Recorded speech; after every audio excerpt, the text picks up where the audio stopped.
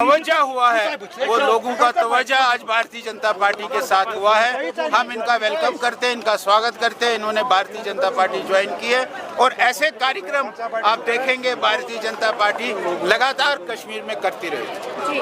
Paul जी, अभी जिस तरह से खबरें आ रही हैं, जिस तरह से प्राइम मिनिस्टर मोदी ने ये कहा था कुछ दिनों पहले कि हमें फॉरेन ट्रिप्स को ट्रिम करने की जरूरत है, गोल्ड खरीदने की जरूरत नहीं, क्या ये इंडिकेट करता है कि इस्लामिक इजाजत जो है? देखिए, मोदी जी ने जब कोविड हुआ तब भी उन्होंने कुछ बातें कही थी। मोदी जी ने कोविड के समय फ्री राशन किया है जो आज तक चल रहा है। मोदी जी आगे का सोचते हैं, इसलिए मोदी जी ने ये बातें कही कि भाई जितना हम कम पेट्रोल खर्च कर सकते हैं उतना कम पेट्रोल डीजल खर्च करें, जितना हम कम, उन्होंने घरों में भी कहा कि मस्टर्ड ऑयल कम करो। ये तो हमारे सेहत के लिए भी अच्छा है, लेकिन इससे भी हमारी बचत हो जाएगी।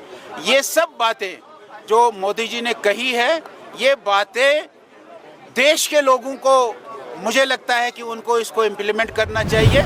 और जैसे कोविड में मोदी जी ने देश को बचा के बाहर निकाला है, और इसमें भी ये जो तूफान इस समय है, इस तूफान में भी मोदी जी हमारे भारत को, हमारे देश को, जिस देश के वो प्रधानमंत्री है, जिस देश के वो प्रधान सेवक है, वो इस मुश्किल घड़ी में भी हमको इस मुश्किल घड़ी से बाहर निकालेंगे। ऐसे मोदी जी ने कुछ आह्वान किए हैं, उन आह्वानों को लोगों को इम्प्लीमेंट करना चाहिए, हर आदमी को उसको मानना चाहिए। आपको लगता है कि बीजेपी यहाँ दिन ब दिन स्ट्रांग हो रही है, तो ये क्या इंडिकेट कर रहा है? अरे भैया, आज से 10 साल पहले बीजेपी क्या थी और आज बीजेपी क्या है? आज देखा आपने, हजारों की संख्या में लोग कार्यक्रम में थे, सैकड़ों की संख्या में लोगों ने बीजेपी ज्वाइन की है।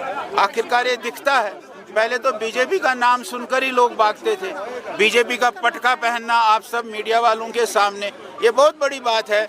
हम इन सब लोगों को शुक्रिया करते हैं, और ये दिखाता है कि भारतीय जनता पार्टी जम्मू कश्मीर में और विशेषकर कश्मीर में ये बढ़ रही है।